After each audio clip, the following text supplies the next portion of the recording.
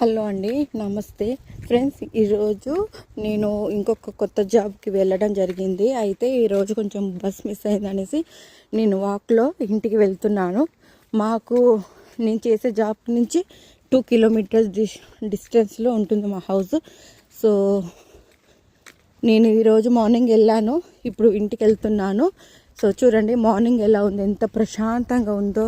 అందరూ కూడా మార్నింగే 8 వరకే మోస్ట్లీ అందరూ ఆఫీస్లో ఉంటారు. ఇక్కడ రూల్స్ అంటే ఇక్కడ టైం చాలా సిస్టంగా పాటిస్తారు. ఒక 5 to 10 minutes కూడా ఎవరు ఆఫీస్కి లేట్గా వెళ్ళారు. 8 వరకు అక్కడ ఖచ్చితంగా ఉంటారు. సో స్కూల్ పిల్లలు కూడా అందరు వెళ్ళిపోయారు. చూడండి ఎంత ప్రశాంతంగా. ఇప్పుడు మాకు వింటర్ రాబోతుంది. చెట్లు మీద ఉన్న ఆకులన్నీ రాలుతున్నాయి. చెత్త చూడండి ఎంత కనిపిస్తుందో. ఇవన్నీ హౌసెస్.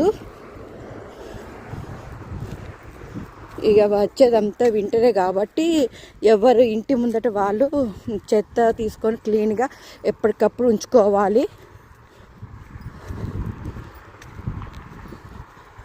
మాకు మార్నింగ్ 9:40 అవుతుంది.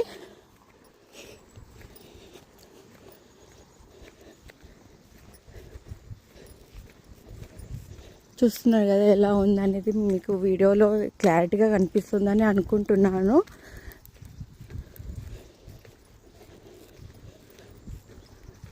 చూడండి ఇక్కడ ఎక్కడ పడితే అక్కడ కొన్ని ఇల్లులు అయితే అమ్మకానికి ఇట్లా బోర్డు రూపంలో పెడతారు, ఇల్లు ఫర్ సేల్ అని. సో మనం అక్కడ చూసి దాని మీద కాంటాక్ట్ నెంబర్ ఉంటుంది.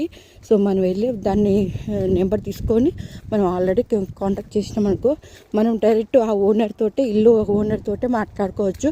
లేదా వాళ్ళు సో చూస్తున్నారు ఇక్కడ ఒక బోర్డు ఉంది, ఇది సాల్వ్ అయిపోయింది. సో ఈ ఇల్లు అయితే అమ్మడం జరిగింది. ఆల్రెడీ సేల్ అయిపోయింది, ఫర్ సేల్ అన్నారు. అక్కడ పైన సాల్ట్ పెట్టారు.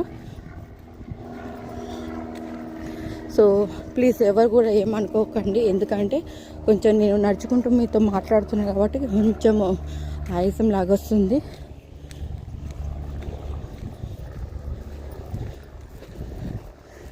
చెట్లన్నీ కూడా గ్రీన్గా కనిపిస్తున్నాయి, బట్ కాదు, ఎల్లో ఆరెంజ్ ఇలా ఉంటుంది. సో నేను చేసేది ఇది సెకండ్ జాబ్.